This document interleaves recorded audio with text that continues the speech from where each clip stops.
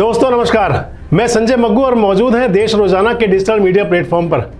रात के 9 बज चुके हैं, समय प्राइम टाइम का है। तो प्राइम टाइम में जिन खबरों पर आपसे चर्चा करेंगे वो वही है कि जो वीरेंद्र सिंह ने अपनी आवाज़ सुनाई थी 2 अक्टूबर को, उसकी गूंज बहुत तेज है। आज अजय सिंह चौटाला कह रहे हैं कि आखिर वीरेंद्र सिंह को पूछता कौन है। बीजेपी के नेता भी कह रहे हैं, मनोहर लाल जी भी और राव इंद्रजीत जी भी कई टिप्पणियां कर रहे हैं। चर्चा उस पर करेंगे, चर्चा SYL के मुद्दे पर भी करेंगे कि जिस पर सुप्रीम कोर्ट के फैसले के बाद वो मामला आज 5 दिन बाद भी चर्चाओं में है। चर्चा देश और प्रदेश की राजनीति पर भी करेंगे और इसके साथ साथ कई अन्य मुद्दों पर आपसे बातचीत करेंगे। लेकिन इस सबसे पहले जानते हैं उन खबरों को जो आज सुर्खियों में है। मिशन राजस्थान पर जोधपुर में प्रधानमंत्री मोदी की चुनावी सौगात, कहा जनता बनाएगी अब बीजेपी की सरकार। पूछा कब खुलेगा लाल डायरी का राज। सिक्किम में बादल फटने से आई बाढ़, 22 जवानों समेत 102 लोग लापता, 14 लोगों की मौत, 20,000 से ज़्यादा लोग प्रभावित। शिवराज सरकार का बड़ा फैसला, अब महिलाओं को सरकारी नौकरी में मिलेगा 35% आरक्षण। पश्चिम बंगाल में ईडी की ताबड़तोड़ छापेमारी में बंगाल में 13 ठिकानों पर छापेमारी हुई है। नगर निगम भर्ती घोटाले में ईडी कर रही है जांच। NIA के एंटी टेरर कॉन्फ्रेंस में बोले गृह मंत्री अमित शाह, आतंकवाद को जड़ से उखाड़ फेंकने के लिए प्रतिबद्ध है मोदी सरकार। क्रिकेट वर्ल्ड कप का महाकुंभ शुरू, इंग्लैंड और न्यूजीलैंड के बीच होगा पहला मुकाबला। तो चलिए अब चर्चा करते हैं उन खबरों का जो प्राइम टाइम का हिस्सा है। सबसे पहले बात करेंगे हरियाणा के सियासत की, और हरियाणा की सियासत में बात करेंगे बांगड़ चौधरी की वो गूंज, वो आवाज़ जिसमें उन्होंने 2 अक्टूबर को कहा था मेरी आवाज़ सुनो। वो आवाज़ अभी तक बहुत गूंज रही है और गूंजते हुए वो पहुंची है जननायक जनता पार्टी के सुप्रीमो अजय सिंह चौटाला के पास, जिसमें अजय सिंह चौटाला ये कह रहे हैं कि आखिर चौधरी वीरेंद्र सिंह को पूछता कौन है।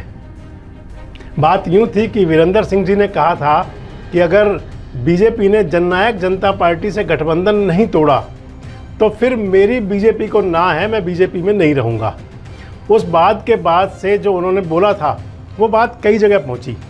इससे पहले दिग्विजय चौटाला ने भी बांगड़ चौधरी को, यानी कि चौधरी वीरेंद्र सिंह को कहा था कि या तो इसके लिए सबूत दो, प्रमाण दो जो आपने कह दिया कि जननायक जनता पार्टी का 8 से 10% कमीशनबाजी की सरकार है, और नहीं तो फिर आपको अदालत में देखेंगे।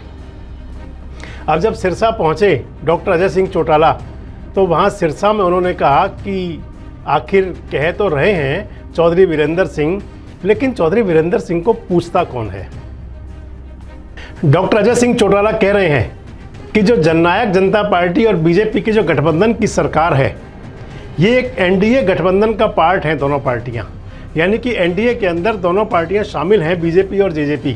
और गठबंधन कौन बनाता है, कौन तोड़ता है, कैसे बनता है, इसके बारे में चौधरी वीरेंद्र सिंह को आखिर पता क्या है। गठबंधन जो बना था JJP और BJP का, ये BJP के जो बड़े नेता हैं, देश के गृह मंत्री अमित शाह, और जो जननायक जनता पार्टी के बड़े नेता हैं आज समय सूबे के उप मुख्यमंत्री हैं दुष्यंत चौटाला, इन दोनों नेताओं ने बनाया था। तो इस गठबंधन को तोड़ने का हक भी उन्हीं को है। अजय सिंह ने कहा कि हम मिलकर लड़ रहे हैं अब तक और मिलकर लड़ेंगे। तो प्रदेश की जो सियासत है, आप मान लिया जाए कि आने वाले दिनों में जब सर्दी की ऋतु आने वाली है तो उसके अंदर भी इसी प्रकार से तपिश भरी रहेगी। अब क्योंकि चौधरी वीरेंद्र सिंह का जो बयान था जिसमें उन्होंने अपनी आवाज़ सुनाई थी, वो आवाज़ बीजेपी के नेताओं के पास भी पहुंची। बीजेपी के नेताओं ने कहा कि ये जो गेंद है ये बड़े नेताओं के पाले में है। भारतीय जनता पार्टी के जो बड़े हैं, गुरुग्राम के सांसद हैं, केंद्रीय राज्य मंत्री हैं राव इंद्रजीत सिंह, उन्होंने कहा है कि इस सारे मसले को बीजेपी के बड़े नेता देखेंगे। हालांकि उन्होंने कई तंज भी कसे। सुनिए आप क्या कह रहे हैं वीरेंद्र सिंह जी। क्या कहेंगे? विजेंद्र सिंह मेरे साथी सांसद हैं, वीरेंद्र सिंह मेरे भूतपूर्व सांसद थे। तो आज के दिन वीरेंद्र सिंह की जो सोच है वो उन्होंने जाहिर कर दी है पब्लिक के। उन्होंने कहना क्या है, उन्होंने ये कहा कि JJP के साथ अगर गठबंधन रहेगा तो मैं BJP के अंदर नहीं रहूँगा। अब वो उनकी सोच है, उसके बारे में मैं टिप्पणी क्या कर सकता हूँ। तो क्या आप मान सकते हैं JJP के साथ गठबंधन रहना चाहिए, फायदा होगा बीजेपी को? क्या कहेंगे आप? देखो, इस वक्त तो हमारा गठबंधन JJP के साथ है और पिछले 3.5 साल 4 साल मतलब चल रहा है। तो अभी तक तो अगर हमारी JJP के साथ गठबंधन जोड़ नहीं होता तो हमारी सरकार नहीं बनती।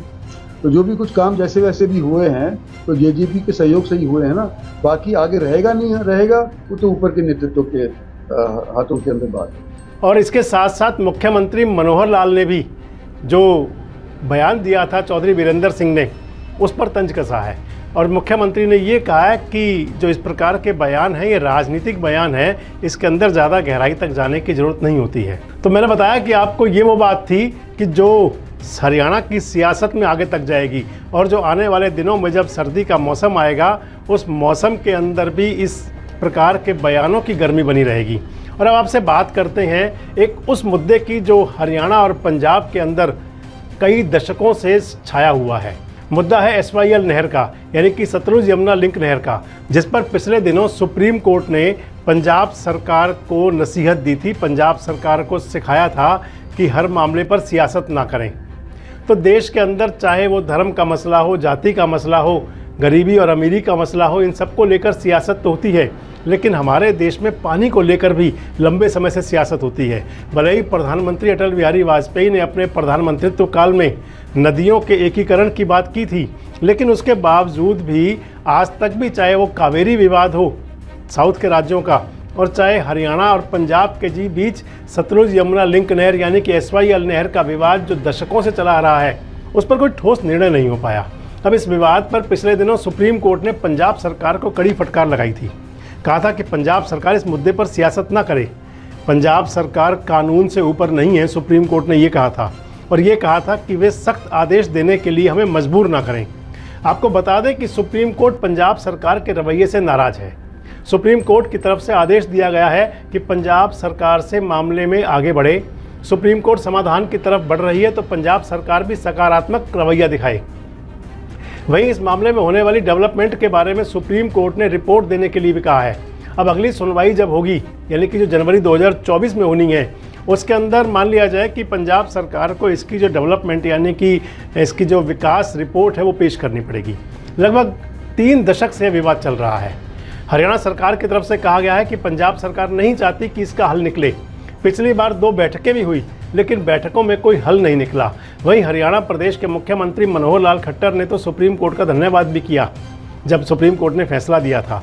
उन्होंने कहा था कि SYL हरियाणा की जीवन रेखा है, इस पूरे मसले पर हरियाणा के लोगों का हक है और मुझे उम्मीद है कि पंजाब सरकार सुप्रीम कोर्ट के आदेश पर बिना कोई देरी की अमल करेगी।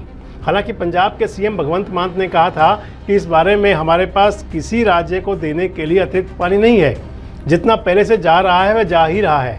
वहीं मुख्यमंत्री ने यह तंज भी किया कि जब पंजाब में बाढ़ का पानी आया था तो तब हरियाणा ने क्यों नहीं कहा कि पानी हमें दे दो। ये पंजाब के CM ने कहा था। आपको बता दें कि हरियाणा को जब उसके हक का पानी मिल जाएगा तो प्रदेश की लगभग 10,80,000 एकड़ भूमि सिंचित होगी। प्रदेश की प्यास बुझेगी, यानी कि जो हमारी प्यासी ज़मीन है, लाखों लाखों किसानों को इसका फ़ायदा होगा। इस पानी के मिल जाने से खासकर दक्षिण हरियाणा में जो भूजल स्तर नीचे चला गया है उसमें काफ़ी सुधार होगा। कांग्रेस और इंडियन नेशनल लोकदल की तरफ से भी SYL निर्माण पर ढुलमुल रवैया लगाए जाने का आरोप लगाया गया। पूर्व केंद्रीय मंत्री कांग्रेस की बड़ी नेत्री कुमारी सैलजा ने कहा कि सुप्रीम कोर्ट का फैसला स्वागत योग्य है। सैलजा ने यह भी कहा कि हरियाणा का ये दुर्भाग्य है कि मुख्यमंत्री मनोहर लाल ने आज तक ना तो इसके लिए प्रधानमंत्री से कोई बात की और ना ही 1 सप्ताह पहले जब अमृतसर में बैठक हुई थी गृह मंत्री अमित शाह के नेतृत्व में उत्तर क्षेत्र परिषद की, उस बैठक में मुख्यमंत्री ने इस मुद्दे को उठाया। राज्यसभा के सदस्य दीपेंद्र हुड्डा कहते हैं कि प्रदेश सरकार ढुलमुल रवैया छोड़ दे। वहीं इंडियन नेशनल लोकदल के जो प्रधान महासचिव अभय सिंह चौटाला वो कहते हैं कि मुख्यमंत्री रहते हुए चौधरी ओम प्रकाश चौटाला ने SYL की कानूनी लड़ाई लड़ी थी और उसी के परिणाम स्वरूप सुप्रीम कोर्ट ने SYL नहर बनाने का निर्णय हरियाणा के पक्ष में सुनाया था। लेकिन आज पंजाब सरकार और ना ही केंद्र सरकार इस मुद्दे को गंभीरता से ले रही है। अभय सिंह कहते हैं कि ना तो प्रदेश के मुख्यमंत्री मनोहर लाल इस मुद्दे को गंभीरता से ले रहे हैं और ना ही भारतीय जनता पार्टी के आला नेतृत्व। गौरतलब है कि पंजाब में हरियाणा से 18 नवंबर 1976 को 1 करोड़ रुपए लिए थे।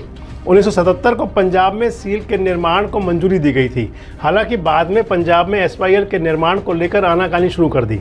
1979 में हरियाणा में SYL के निर्माण की मांग को लेकर सुप्रीम कोर्ट का दरवाज़ा खटखटाया था।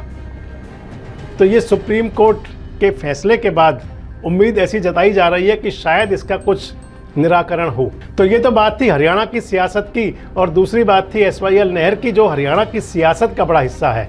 अब बात करते हैं देश की सियासत की। राजधानी दिल्ली की सत्ता पर काबिज आम आदमी पार्टी सरकार के नेता संजय सिंह की गिरफ्तारी को लेकर सड़क पर लड़ाई शुरू है। आम आदमी पार्टी की तरफ से संजय सिंह की गिरफ्तारी को लेकर न केवल राजधानी दिल्ली बल्कि पूरे देश भर में मुंबई, पुणे, चंडीगढ़, हरियाणा कई स्थानों पर आम आदमी पार्टी का प्रदर्शन हुआ। आम आदमी पार्टी के कार्यकर्ताओं ने बीजेपी के दफ्तर का घेराव किया। कई कार्यकर्ताओं के साथ पार्टी के विधायकों ने सरकार के खिलाफ प्रदर्शन किया। विधायक दिलीप पांडे आपको देखे होंगे कि बैरिकेड्स पर चढ़े हुए थे। ईडी ने उनको आज संजय सिंह को यानी कि दिल्ली की राउज एवेन्यू कोर्ट में पेश किया और उनको पूछताछ के लिए अब रिमांड पर लिया है। वहीं कथित शराब घोटाले में आम आदमी पार्टी को कटघरे में खड़ा करने के लिए भाजपा भी पीछे नहीं है। भाजपा नेताओं ने राजघाट पर जाकर बापू की समाधि पर बापू को श्रद्धांजलि दी, वहां बैठकर भजन कीर्तन किया और कहा कि जो कट्टर ईमानदार सरकार बनती है वह तो सुपर बेईमान निकली है। ईश्वर और महात्मा गांधी जी उनको सद्बुद्धि दें। संजय सिंह की गिरफ्तारी से वैसे ही मान लिया जाए कि आम आदमी पार्टी को बड़ा झटका लगा है। संजय सिंह हमेशा से ही इस सारे मसले में अहम भूमिका निभाते नजर आए हैं और संजय सिंह की गिरफ्तारी से आम आदमी पार्टी के अंदर संकट का दौर जारी है। संजय सिंह की गिरफ्तारी पर इंडिया गठबंधन की तरफ से भी बड़े नेताओं ने निशाने साधे हैं, चाहे वो प्रियंका गांधी वाड्रा है, चाहे वो शरद पवार है, उद्धव ठाकरे हैं। बड़े नेताओं ने सबने कहा है। आदित्य ठाकरे ने तो यहाँ तक कहा है कि जिससे ये लोग डरते हैं उसको अंदर कर देते हैं। इनकी जो वॉशिंग मशीन में जाता है वह साफ़ हो जाता है। कथित शराब घोटाले की जांच वैसे अब आम आदमी पार्टी और इसके मुखिया अरविंद केजरीवाल तक भी जा सकती है। वहीं मनीष सिसोदिया की जो जमानत अर्जी लगी थी आज, उस पर 12 अक्टूबर को अगली सुनवाई होगी। तो ये दिल्ली का वो मसला है जिसने देश की राजनीति को गरमाया हुआ है। और अब एक खबर वो जो आपके लिए जानना जरूरी है, जो आपके काम की खबर है। सबसे प्रदूषित शहरों की फेहरिस्त जारी हुई है और इस फेहरिस्त के अंदर, इस सूची के अंदर दिल्ली NCR एक बार फिर टॉप पर है। 1 अक्टूबर 2022 से 30 सितंबर 2023 तक दिल्ली में PM यानी कि प्रदूषण स्तर 2.5 का लेवल 101 माइक्रोग्राम प्रति क्यूबिक मीटर दर्ज किया गया है, जो WHO की लिमिट से 20 गुना ज़्यादा है। वहीं पटना में 99.7 माइक्रोग्राम प्रति क्यूबिक मीटर दर्ज किया गया है। यह चिंता का विषय है कि देश में 10 सबसे ज़्यादा प्रदूषित शहरों में 7 जिले दिल्ली, NCR और बिहार के हैं। ये दोनों ही इलाके इंडो गैंगटिक प्लेन का हिस्सा हैं। तो वहीं मिज़ोरम के आइजोल में सबसे साफ हवा मिलती है। मिज़ोरम में PM 2.5 का जो लेवल है वो 11.1 माइक्रोग्राम प्रति क्यूबिक मीटर है। हालांकि वहाँ सबसे ज़्यादा प्रदूषण अक्टूबर से मार्च के महीने में होता है। वर्ष 2019 से 2023 के बीच 6 बड़ी राजधानियों की वायु गुणवत्ता पर नज़र डाली जाए तो मुंबई में एयर क्वालिटी खराब होती जा रही है, लेकिन दिल्ली और लखनऊ में सुधर रही है। सबसे ज़्यादा प्रदूषण वाले शहरों में दिल्ली, पटना, मुजफ्फरपुर, फरीदाबाद, नोएडा, गाज़ियाबाद, मेरठ, नलबाड़ी, आसनसोल और ग्वालियर के नाम आते हैं। दिल्ली में प्रदूषण पिछले साल की तुलना में इस साल 4% घटा है। वहीं बिहार और मुजफ्फरपुर में ये बड़ा है। फरीदाबाद और नोएडा में अगर देखें तो ये लगभग 12% घटा है। GRP के नियम दिल्ली और आसपास के 24 जिलों पर लागू होते हैं, जिसे नेशनल कैपिटल रीजन यानी कि NCR कहते हैं, जहां 10 सबसे ज़्यादा प्रदूषण वाले शहरों और 6 प्रमुख राजधानियों में हर तिमाही और सालाना PM 2.5 का स्तर केंद्रीय प्रदूषण नियंत्रण बोर्ड के गुड लेवल से भी ज़्यादा है। यह 30 माइक्रोग्राम प्रति क्यूबिक मीटर है, जबकि WHO की गाइडलाइन के मुताबिक 5 माइक्रोग्राम प्रति क्यूबिक मीटर होना चाहिए। ये सोचने का विषय है कि आखिर हम अपनी आने वाली पीढ़ी के लिए क्या कर रहे हैं। उन्हें हम प्रदूषण दे रहे हैं, धुएं के गुबार दे रहे हैं, जिससे कि उनके लिए आने वाले समय में सांस लेना और जीना भी मुश्किल हो जाएगा। तो ये प्रदूषण के स्तर को सुधारने के लिए ज़रूरी है कि चाहे वो सरकारी स्तर पर हो और चाहे सामाजिक संस्थाओं के स्तर पर हो और चाहे आम व्यक्ति के स्तर पर हो, अगर साझा प्रयास होंगे तो हम इससे पार पाएंगे। तो आज के प्राइम टाइम में इस खबर के साथ ही आपसे विदा लेते हैं। कल फिर मिलेंगे आपसे कुछ उन मुद्दों के साथ, कुछ उन खबरों के साथ जो रखती हैं आपसे सरोकार। तब तक अपना बहुत ध्यान रखें। शुभ रात्रि। हमारे साथ जुड़े रहने के लिए देखते रहिए देश रोजाना का YouTube चैनल सब्सक्राइब कीजिए। साथ ही देश रोजाना की खबरें सबसे पहले देखने के लिए प्रेस कीजिए बेल आइकन।